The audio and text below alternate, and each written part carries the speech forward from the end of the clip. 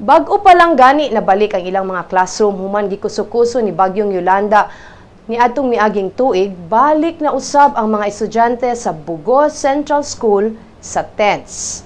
Dulan 400 ka mga estudyante ang nagklase karon sulod sa mga tents ug special rooms human siyam sa ilang mga classrooms ang nasunog ni adtong Domingo.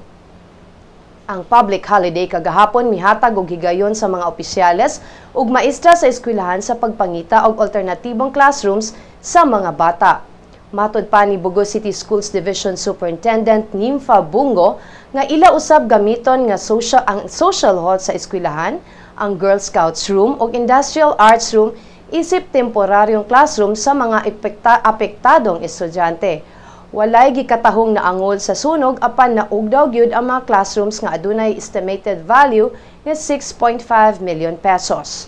Padayon ang investigasyon sa Bugo Fire Department sa hinungdan sa sunog.